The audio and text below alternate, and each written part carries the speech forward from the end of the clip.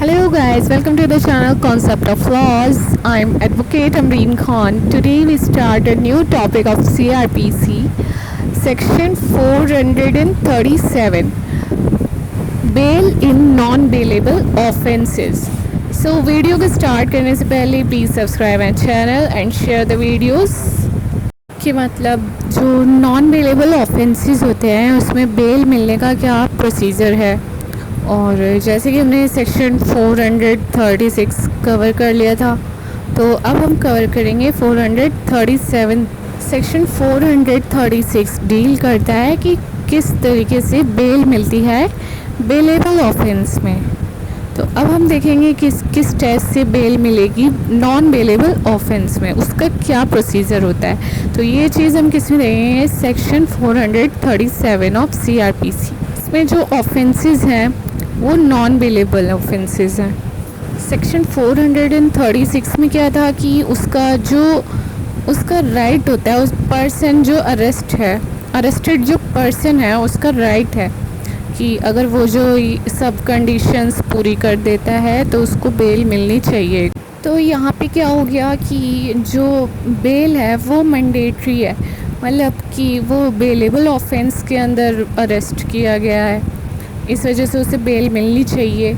और ये जो सेक्शन 437 डील करता है नॉन बेलेबल ऑफेंस से कि इसमें जो एक्यूज पर्सन है उसका कोई राइट नहीं है, क्योंकि यहाँ पे सीरियस ऑफेंस हुआ है जो कि नॉन बेलेबल ऑफेंस है। यहाँ पर बेल पर रिलीज़ करना जो कोर्ट है उसका डिस्क्रेशन पर है। मतलब कि अगर कोर्ट को लगता है कि इसको बेल पर रिलीज़ करना चाहिए, कुछ ऐसे सर्कमस्टेंसेस बन रहे हैं, तो उसको रिलीज़ किया जाएगा। ये कोर्ट की डिस्क्रिशनरी पावर्स पर बेस्ड है। ओके। और अगर कोर्ट को लगता है कि उसको नहीं रिलीज़ किया जाना चाहिए तो उसको रिलीज़ नहीं किया जाएगा। वो जो एक्यूज्ड पर्सन है उसका कोई राइट नहीं है, वो इसको एज अ राइट क्लेम नहीं कर सकता है। नाउ वी डिस्कस सेक्शन 437 कि इसमें जो नॉन बेलेबल ऑफेंस होता है, अगर उसका कोई एक्यूज्ड है, उसमें कोई एक्यूज्ड पर्सन है या फिर सस्पिशियस है, तो उसको अगर कोई पुलिस अरेस्ट कर लेती है, वो भी बिना किसी वारंट के, विदाउट वारंट, और फिर वो कोर्ट में अपीयर होता है या फिर कोर्ट के सामने पेश किया जाता है, तो किस कोर्ट के सामने, हाई कोर्ट और सेशन कोर्ट को छोड़ के अनदर कोई कोर्ट, ठीक है, हाई कोर्ट और सेशन कोर्ट को छोड़ के कोई और कोर्ट, तो उसको बेल मिल सकती है, बेल पर छोड़ा जा सकता है। क्लोज 1 कहता है कि he may be release on bail, यहाँ पे वर्ड यूज़ हो रहा है मे, इसको छोड़ा जा सकता है बेल पर, यहाँ पे वर्ड यूज़ हुआ है मे, शैल यूज़ नहीं हुआ है।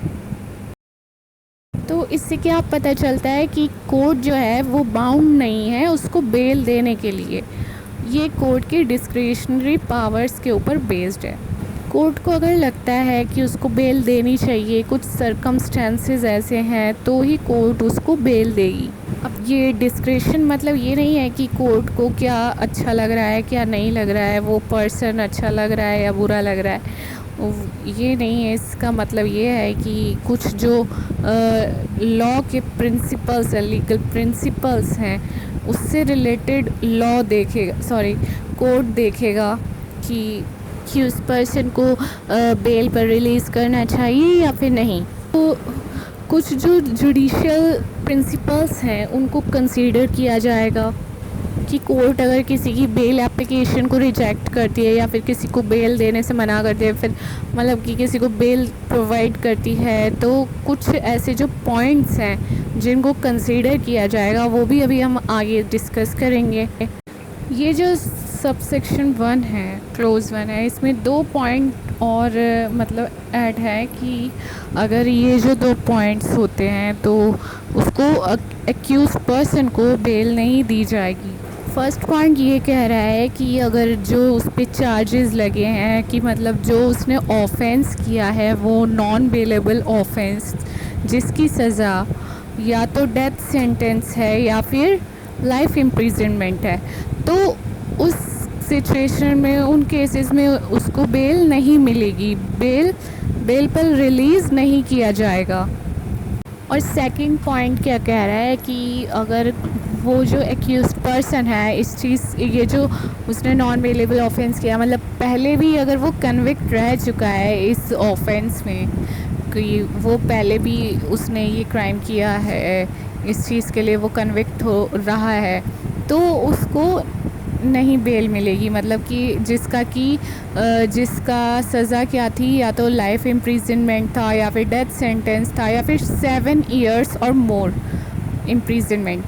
और इसमें ये पॉइंट ये कह रहा है कि अगर प्रीवियसली ये किसी 2 या 2 से ज़्यादा ओकेजन में ये किसी कॉग्निजेबल ऑफेंस का क्राइम कर चुका है, उसके लिए कन्विक्ट रह चुका है, उसकी सज़ा इसको मिल चुकी है, उसमें जो उसको सज़ा मिली थी वो ऑफेंस में 3 साल या फिर उससे ज़्यादा 3 इयर्स और मोर अगर वो सज़ा काट चुका है, but not less than 7 years. Subsection 1 के अंदर ये 2 क्लोज है। अब इसके भी कुछ एक्सेप्शन हैं कि जैसे कि ये जो क्लोजेज़ हैं ये एक्सेप्शन उसके हैं क्लोज 1 के, सॉरी सबसेक्शन 1 के। अब ये जो क्लॉजेज़ हैं इसके भी कुछ एक्सेप्शंस दिए गए हैं कि ऐसा अगर हो तो ये सब होने के बाद भी, मतलब कि वो जिन ऑफेंसेस में कन्विक्ट रह चुका है, ये सब होने के बाद भी उसको बेल मिल सकती है। कि ऐसा कब होगा, अगर कि वो person below 16 years of age है, उसकी एज अगर 16 ईयर्स से कम है, या फिर वो कोई मतलब जैसे कोई औरत है या फिर कोई लेडी है या फिर ओल्ड मैन है, सिक पर्सन है, बूढ़ा है, बीमार है, या उसकी एज 16 ईयर्स से कम है, या फिर कोर्ट को कोई ऐसा जस्ट रीज़न लगता है, जस्ट या रीज़नेबल कोई ऐसा सर्कमस्टेंसेस लगता है, तो भी वो बेल दे सकती है। इन दो जो सिचुएशंस अभी डिस्कस किया है, उन दोनों सिचुएशंस में भी बेल दे सकती है कोर्ट। कुछ ऐसे स्पेशल सर्कमस्टेंसेस हैं कि बेल दी जा सकती है, तो कोर्ट उसको बेल दे सकती है। और अगर कोई जैसे एक्यूज्ड पर्सन है, वो उसको जो विटनेसेस हैं उसको आकर आइडेंटिफाई करेंगे, उसको पहचानेंगे, ये कोई ग्राउंड नहीं है उसकी बेल रिजेक्ट करने का। सिर्फ एक कि इस चीज़ को एक ग्राउंड मान लिया गया है कि उसकी बेल रिजेक्ट कर दी जाए कि ये जो विटनेसेस हैं ये इसको पहचान रहे हैं, इसको आइडेंटिफाई कर रहे हैं, ये जो एक्यूज्ड पर्सन है इसको, तो ये कोई ग्राउंड, ये खाली एक कोई स्पेसिफिक ग्राउंड नहीं हो गया है उसका बेल रिजेक्ट करने के लिए। अगर एक्यूज्ड पर्सन पे कोई ऐसा चार्ज लगा है, कुछ ऑफेंस जो उसने किया है, उसका जो ऐसा कुछ ऑफेंस उसने किया है जिसकी सज़ा क्या है, डेथ सेंटेंस है या फिर लाइफ इम्प्रिजनमेंट है, तो उसको बेल नहीं मिलेगी। तब तक नहीं मिलेगी जब तक कि कोर्ट पब्लिक प्रोसिक्यूटर को सुन ना ले। तो ये भी इसका एक प्रोविजो है। सबसेक्शन 2 इसका ये कह रहा है कि अगर कोर्ट को ऐसा लगता है, पुलिस ऑफिसर्स को ऐसा लगता है, ऐसा कुछ अपीयर हो रहा है कि उसने, ये जो एक्यूज्ड पर्सन है, इसने कोई नॉन बेलेबल ऑफेंस नहीं किया है, कोई नॉन बेलेबल ऑफेंस कमिट नहीं किया है, ऐसा कुछ सर्कमस्टेंसेस उसको लग रहे हैं सब आइडेंटिफाई करने के बाद, तो कोर्ट उसको बेल पर रिलीज़ कर सकती है। पर हाँ कि कुछ इंक्वायरी और करनी चाहिए इस केस पर, तो कोर्ट उसको रिलीज़ कर देगी बेल पर, बस उसको अपीयर होना होगा जब उसको बुलाया जाएगा कोर्ट में। जैसे इंक्वायरी पेंडिंग पड़ी है तो उससे बॉन्ड एग्जीक्यूट करवा कर उसको छोड़ा जा सकता है, रिलीज़ किया जा सकता है बेल पर। ये चीज़ इसके सबसेक्शन 2 के अंदर बताई गई है। इसका सबसेक्शन 3 ये कहता है कि अगर जो पर्सन, एक्यूज्ड पर्सन या फिर जो सस्पेक्ट है, उस पर किसी ऐसे ऑफेंस के चार्जेस लगे हैं जिसकी सज़ा 7 साल या फिर उससे ज़्यादा है, या फिर वो इंडियन पैनल कोड के अंदर चैप्टर 16 और 17, या उसके कोई अबेटमेंट करने के लिए, कोई कॉन्स्पिरेसी करने के लिए, या फिर अटैम्प्ट करने के लिए अगर वो सस्पेक्टेड है या फिर एक्यूज्ड है और उसको बेल पर रिलीज़ किया जा सकता है। यहाँ पर कुछ चीज़ें दी गई हैं जिसको कि अब हम ओवरऑल अच्छे से डिस्कस कर लेते हैं। अब जैसे कि हमने पढ़ा था कि ये कोर्ट के डिस्क्रिशन पावर्स के ऊपर है कि उसको बेल दी जा सकती है। तो कोर्ट इसमें क्या क्या देखेगी, ऐसे क्या क्या सर्कमस्टेंसेस होंगे जो कोर्ट कंसीडर करेगी उसको बेल दे सकती है। कि जब हमें इस पर्सन की ज़रूरत पड़ेगी कोर्ट में अपीयर होने की, इस पर्सन को इन्वेस्टिगेशन के लिए, इंक्वायरी के लिए, तो क्या ये अपीयर हो पाएगा? कहीं ये कोर्ट के जुरिस्डिक्शन से भाग तो नहीं जाएगा, कहीं ये इंडिया छोड़कर भाग तो नहीं जाएगा? कोर्ट ये भी देखेगी कि उस पर जो ऑफेंसेस लगे, जो चार्जेस लगे हैं, वो कितने, उसकी क्या ग्रेविटी है, वो कितने सीरियस है, वो कितने बड़े ऑफेंस है। और कोर्ट ये भी देखेगी कि जो एविडेंसेस हैं, जो भी विटनेसेस हैं, वो क्या उसको लगता है कि ये ज़रा भी मैटर करते हैं, इस एक्यूज पर्सन से रिलेटेड हैं। और जो ये पर्सन है, इस पर्सन ने ये जो ऑफेंस कमिट किया है ये किन सर्कमस्टेंसेस में किया है, और इसकी एज क्या है, और इसने जो ऑफेंस किया है उसकी क्या ग्रेविटी है। कहीं इसको बेल मिलने के बाद ये जो एविडेंसेस हैं इसके अगेंस्ट में वो उसको मिटा तो नहीं देगा, और जो विटनेसेस हैं उनको कहीं ये डराने धमकाने की कोशिश तो नहीं करेगा। इस तरह का कोई एक्ट कर सकता है, या फिर रिलीज़ होने के बाद ये फिर से कोई और क्राइम कमिट कर दे। तो ये सब चीज़ क्या करेगी, कोर्ट कंसीडर करेगी। बेल देने से पहले ये सब देखा जाएगा, उसके ऊपर जो चार्जेस लगे हैं, ऑफेंस जो उसने कमिट किया है वो कितना बड़ा है, उसकी क्या ग्रेविटी है, ये सब जो पॉइंट्स हैं ये सब कोर्ट कंसीडर करेगी उसको बेल पर रिलीज़ करने से पहले। सबसेक्शन 4 ये कहता है कि जो रीज़न होगा उसे रिकॉर्ड किया जाएगा। जैसे कोर्ट है, पुलिस ऑफिसर्स है, वो उसको रिलीज़ कर रहे हैं बेल पर, तो किस रीज़न पर वो उसको रिलीज़ कर रहे हैं, ये जो पॉइंट्स कंसीडर किए गए हैं इनका क्या रीज़न है। तो क्लोज़ 1 और 2 को देखा जाएगा। क्लोज़ 1 और 2 के अकॉर्डिंग उसको मतलब ये जो रीज़न उसका मेंशन किया जाएगा राइटिंग में कि किस वजह से उसको रिलीज़ किया जा रहा है।